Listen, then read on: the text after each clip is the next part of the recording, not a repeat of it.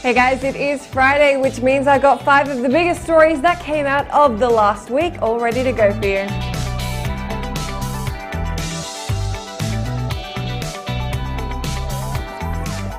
The games industry was devastated this week with the news that Nintendo president Satoru Iwata had passed away. Mr. Iwata had dealt with health issues for at least the past year, and it was announced by Nintendo that the well-loved CEO had passed due to a bile duct growth on July 11. Over the last week, there's been an immense outpouring of love, memories, and support from Iwata's colleagues, fans, and fellow industry figures. Undoubtedly, Iwata's great impact on the industry and those around him will not soon be forgotten.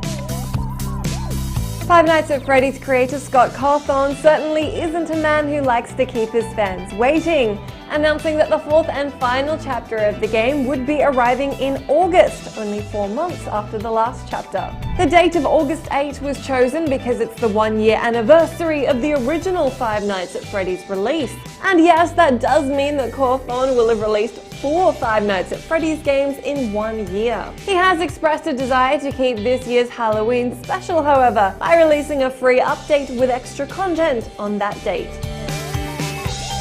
This week in things that will save you $1 or $2, Microsoft have announced their latest deals with gold offerings.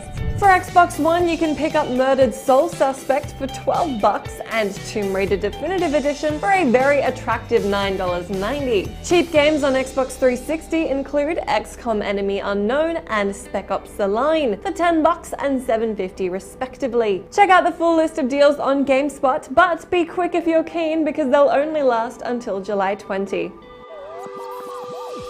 This week, CD Projekt Red announced their latest Witcher 3 DLC, and wow, it's an outfit for Ciri, which we all already knew because it leaked last week. Ciri's alternate attire is the latest to be released after Geralt, Yennefer, and Triss were all previously given the alternate look treatment. The developer have made a point of delivering new content every week since the game's release, the only exception being last week, where they instead worked on a major patch, due to arrive for all versions of the game. The 1.07 patch does not currently have a concrete release date.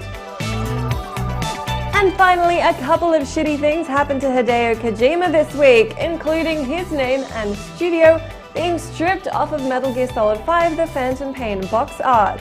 Konami appear to have gone full breakup mode with Kojima. Just a few days prior, Snake's Japanese voice actor Otsuka Akio said Kojima Productions had been disbanded, and now there appears to be no mention of the studio or Kojima on the official and finalized box art for Metal Gear Solid 5. Konami had already removed any mention of Kojima from the official Metal Gear Twitter, their LA office listing, and the game's official artwork and marketing material. So this appears to be the final nail in the coffin. Unconfirmed reports also suggest Konami has muted Kojima on Twitter and has changed its Facebook relationship status with Kojima from in a relationship to it's complicated.